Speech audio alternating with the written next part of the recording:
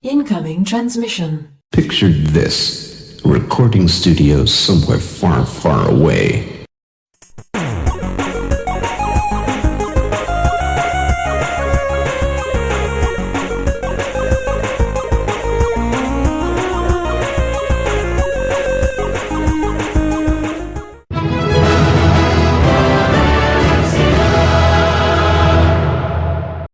Welcome, Watchers of Illusion, to my Castle of Confusion on the 18th of May.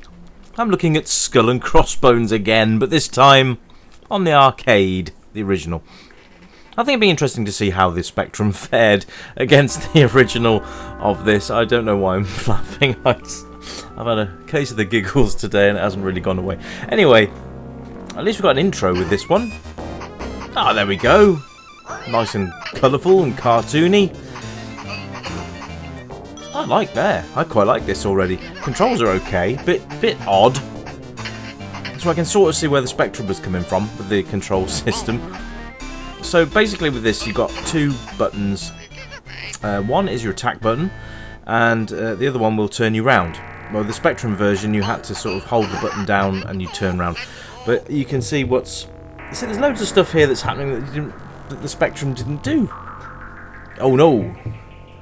The evil wizard has stolen my booty. Well, he's about to find out that you don't mess with One Eye the pirate. So he be. Anyway, so it's really quite cartoony. I like this. It certainly explains things a little better than the Specky version. The fact that you pick up coins gives your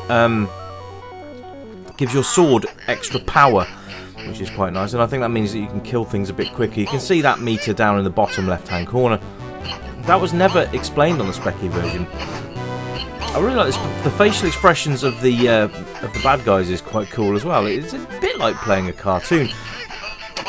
It's still really fast. So when I was saying about the Spectrum one being like quite nippy, you can see where that's sort of come from. I was thinking actually to myself earlier on that when they make these conversions, you know, they've got the power to be able to make alterations here and there. Slowing it down would have actually made it quite nice on the Specky. It wasn't a bad game, to be fair. This is quite entertaining. I'm not sure why that parrot keeps flying around. These guys can't hit me from down there. The difference with this and the Spectrum version as well is that with the Specky version you had to clear the actual areas before you could move on to the next one. On this one you don't. You can sort of skip away. So but I have to say I'm really quite impressed by how much the Spectrum actually managed to squeeze in. It's got everything in there. It's got the bones that you can dig up. It's got the attack animations, the blocking. It's all there. I'm really actually quite surprised. Pleasantly, I might add. I actually quite feel bad for giving it I think I gave it a 3. I feel bad now because I think that it probably could have squeezed out a 3.5 to 4. This is quite jolly. I mean, the animations on the bad guys is quite fun. The look of sheer surprise on their faces is quite funny. But all in all, it's actually it's certainly worth swashing your buckles over, I've got to say. The controls can be a little bit hit and miss with the attacking though, that's the only thing. Look at that guy. It's sort of a little bit hit and miss with the attacks. It sort of more relies on the counters, I think, this time round. Whereas the Specky, you could just turn your back on the opponents, and then you could use that backward slash, which you can still do on this one, but it's a bit harder to execute for some reason. But yeah, I mean, I think the Spectrum did a reasonable job of actually converting this. I'm quite impressed. Spectrum version didn't have that parrot, which randomly flies around the screen. Tells you how much booty that you've left behind as well. So that's quite nice. Sound-wise isn't bad either, actually. It's got the nice soundtrack that you can hear there. They got the little "oh" when you hit people as well. I'm not sure what those do. You can play 2 players simultaneously on this on the arcade version, which the Spectrum version also had. So the Specky actually did a really not bad at all job of keeping the arcade conversion as faithful as possible. You can see here, if you go back to the Spectrum review, this level is practically intact. I'm really impressed. So, yeah, it's a jolly pirate game. You don't get too many pirate games, but that's a real shame that be. But, you know, the fact you can thrust, parry, and block and all that, so it's really quite good.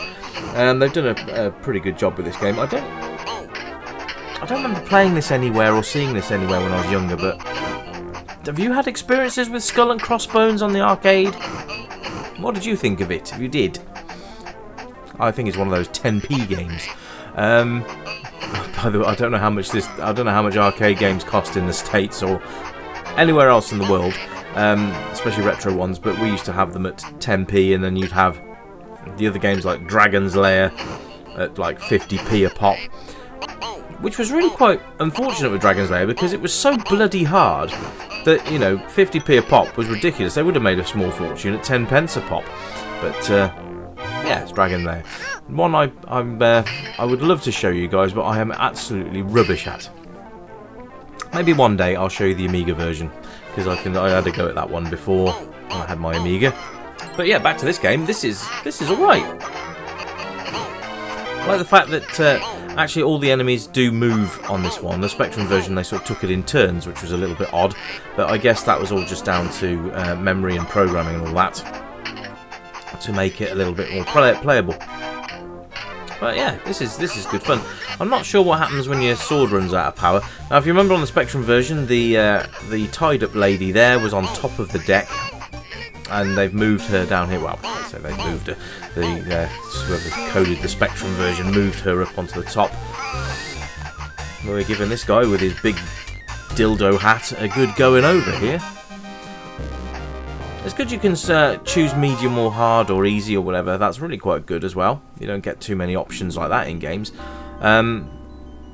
So this was where the Spectrum version got a bit odd, and it's has stayed completely faithful to this. The ninjas. I mean, it's so random. Why are the ninjas?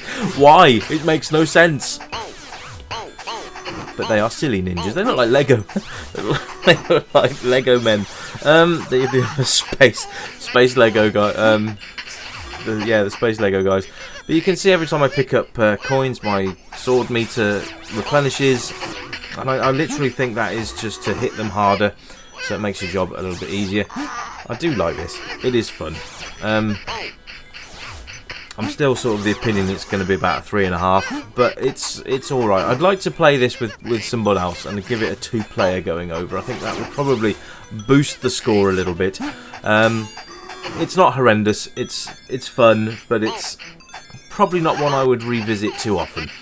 That would probably be my only criticism. I do like the facial expressions. The animations are nice. The music's great. The controls are a little bit iffy, but then we had that with the Specky. You can sort of see how faithful the Spectrum version actually was. But all in all, it's fun, and I think you guys would enjoy it if you had a go. It's just such a random game. But yeah, I like it. This has been Skull and Crossbones on the arcade. It's been the 18th of May, and it's been the Retro Revival Show. I hope you guys have a cracking weekend. Certain wedding going on tomorrow, which I'm going to be avoiding like the plague. For the rest of you, if that's your sort of thing, hope you enjoy it and all that. But otherwise, I will see you guys again on Monday. Have a great weekend, and I shall be back very soon. You keep it retro, and I'll be back soon. Bye for now.